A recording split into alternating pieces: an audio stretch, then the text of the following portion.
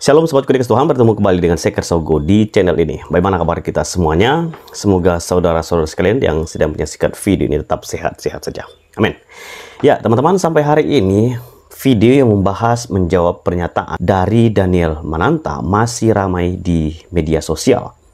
Dalam kesempatan ini saya akan mengajak kita menyaksikan satu cuplikan video jawaban yang sangat luar biasa dari Dr. Deki yang menjawab dua pernyataan yang mana kita bisa saksikan di dalam video nanti. Daniel Mananta belajar soal kasih dari Ustadz Abdul Somad. Dan ini tentu sesuatu yang sangat aneh karena seharusnya Daniel Mananta itu belajar kasih itu dari firman Tuhan. Karena Alkitab kita memberikan satu deklarasi yang sangat jelas bahwa Allah adalah kasih.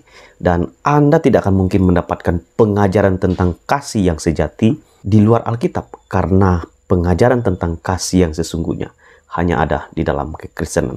Tapi sayangnya Daniel Mananta membawa dirinya mempercayai sekaligus pernyataan dari Ustadz Abdul Somad.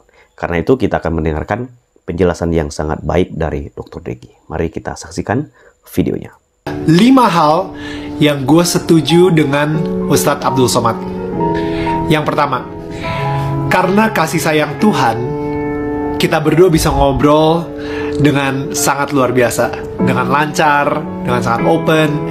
Dan karena kasih sayang Tuhan juga, kita juga bisa memberikan kasih sayang ke orang-orang lain. Gue jadi lebih bisa mencintai orang-orang di sekitar gue, tetangga gue, karena gue telah merasakan cinta dari Tuhan di dalam hidup gue. Saudara, anak muda ini bagi saya terlihat anak muda yang baik ya. Sayang sekali dia tidak punya apa yang disebut dengan discernment. Seperti orang lugu dan naif, membawa diri bulat-bulat ke dalam kebodohan. Just because hanya karena Abdul Somad mengklaim sesuatu, maka itu terdengar bagi dia sama seperti apa yang dia mengerti tentang kekristenan. Yang kedua, Was juga sempat bilang, kasih sayang dulu itu yang paling pertama, baru Tuhan memberikan law atau perintah atau hukum. Jadi kasih sayang duluan, habis itu baru perintah Tuhan. Gue setuju banget sama pernyataan ini.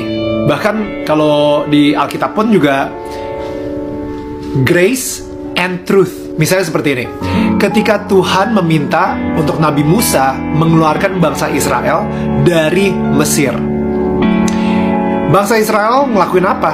Sampai akhirnya menjadi bangsa terpilih katanya.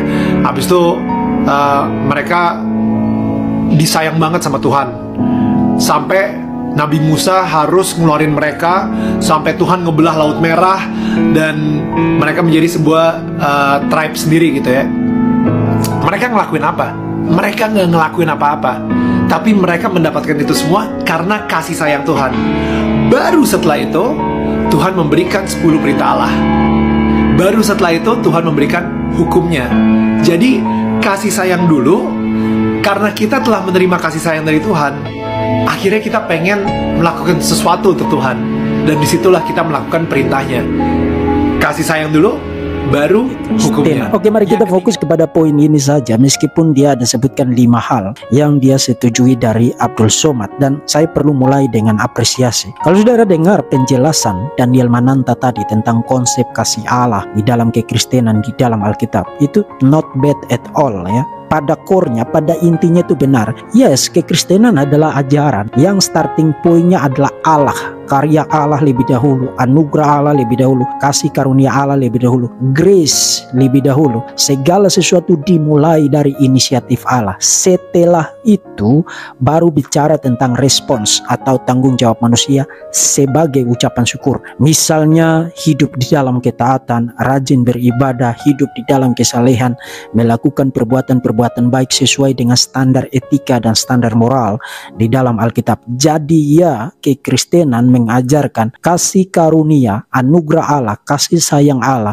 mendahului tanggung jawab manusia. Itu benar. Terima kasih Pak Daniel Mananta ya. Tetapi yang kedua, Was juga sempat bilang, kasih sayang dulu itu yang paling pertama, baru Tuhan memberikan law atau perintah atau hukum. Jadi kasih sayang duluan, habis itu baru perintah Tuhan.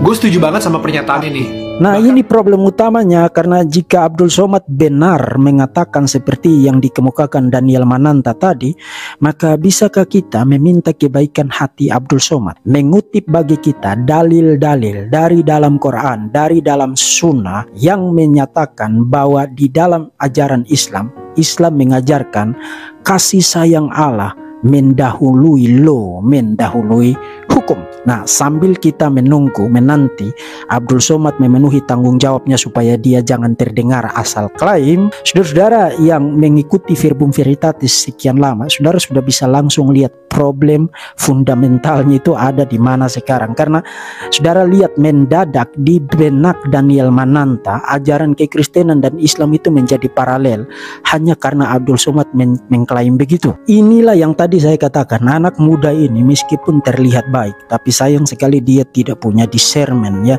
tidak punya kemampuan untuk memilah, memfilter, membedakan hal-hal, ya. Semuanya itu dia telan mentah-mentah hanya karena Abdul Somad mengklaim demikian. Nah, untuk kesempatan yang ringkas ini 2 poin saja, ya. Pertama, waktu kekristenan menegaskan prinsip bahwa anugerah Allah, kasih sayang, kasih karunia Allah, grace, sebagai prinsip paling pertama, paling utama, prinsip yang mendahului segala sesuatu. Sebenarnya prinsip itu langsung mengalir keluar dari sifat dasar Allah, nature-nya Allah.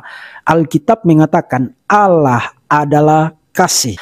Karena Allah adalah kasih, maka Allah di dalam Alkitab memberikan kasih yang unconditional, yang tidak bersyarat kepada umatnya. Nah, ini akan saya berikan elaborasi lebih lanjut di poin saya yang kedua. Tapi pertanyaan fundamentalnya sekarang adalah, apakah sifat dasar Allah Subhanahu wa Ta'ala di dalam Quran dan di dalam Sunnah, di dalam ajaran Islam, apakah sifat dasarnya adalah kasih? Nah, saudara-saudara, mari kita bicara data. Observasi data tekstual dari dalam Quran dan dari dalam Sunnah. Saudara tidak pernah ketemu dan tidak akan pernah menemukan satupun pernyataan yang mengatakan Allah Subhanahu wa Ta'ala adalah kasih, seperti yang saudara ketemu ditegaskan eksplisit di dalam Alkitab. Dan bukan hanya itu, ini juga masih soal data, ya. Sebanyak 28 kali kata kasih dikaitkan dengan Allah Subhanahu wa Ta'ala di dalam Quran. Dari jumlah itu 22 kali atau 79%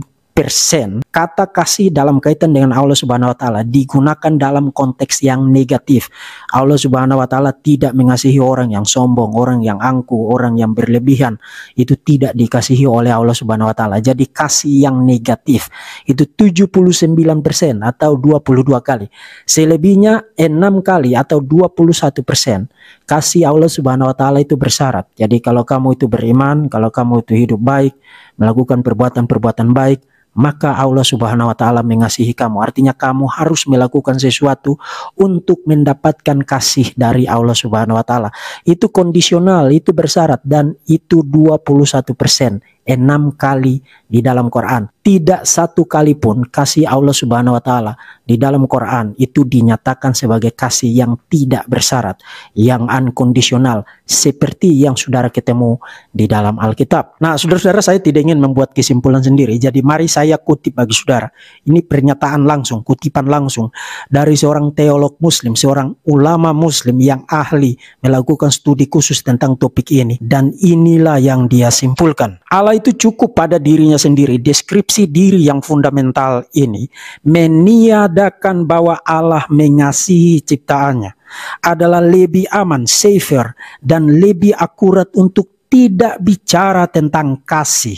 Ketika bicara tentang pengampunan, belas kasihan, kemurahan, kebaikan, dan rahmatnya. Nah, saudara baca sendiri tadi, menurut teolog muslim ini adalah lebih aman dan lebih akurat untuk tidak menggunakan kata kasih ketika bicara tentang sifat-sifat dari Allah Subhanahu wa Ta'ala. Jadi jelas, ya, bahwa Islam itu tidak punya konsep ajaran kasih seperti yang diajarkan di dalam kekristenan. Itu bukan kata-kata saya, bukan kesimpulan saya, itu kata-kata dan kesimpulan dari teolog muslim sendiri. Yang kedua, waktu kekristenan bicara tentang kasih Allah yang luar biasa agung, luar biasa besar, mengasihi kita secara tidak bersyarat, kita yang berdosa dikasihi oleh Dia. Sebenarnya apa persisnya bukti dari klaim itu. Menurut ajaran Alkitab, bukti terbesar, teragung, paling nyata membuktikan kebesaran, keagungan kasih Allah yang unconditional, tidak bersyarat bagi kita. Bukti itu adalah anak tunggalnya Yesus Kristus. Bapa mengutus anak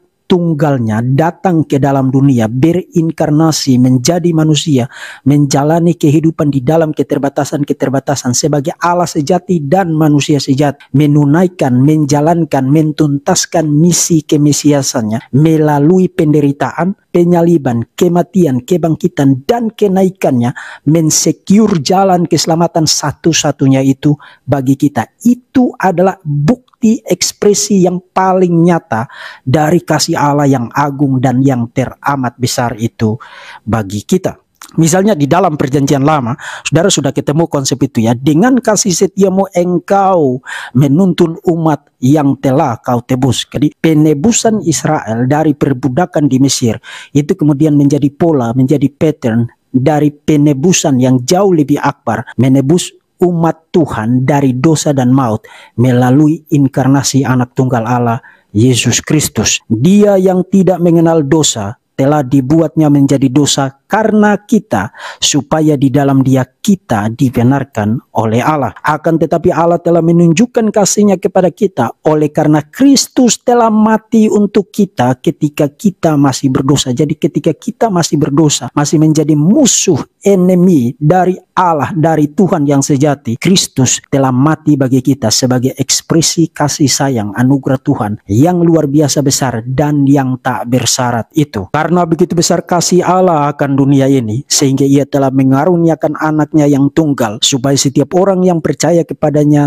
tidak binasa, melainkan beroleh hidup yang kekal. Dan masih banyak lagi referensi yang lain. Saudara, kekristenan waktu bicara tentang Allah itu kasih dan keharusan untuk mengasihi sesama, kasih sayang mendahului law, mendahului hukum, itu semua berakar di dalam sifat Allah itu sendiri. Allah adalah kasih dan dibuktikan melalui pengorbanan dari anak tunggal Allah, Yesus Kristus yang menjadi manusia untuk menyelamatkan kita dari dosa dan maut. Itulah persis konten substansi dari pembicaraan tentang doktrin kasih Allah di dalam Alkitab.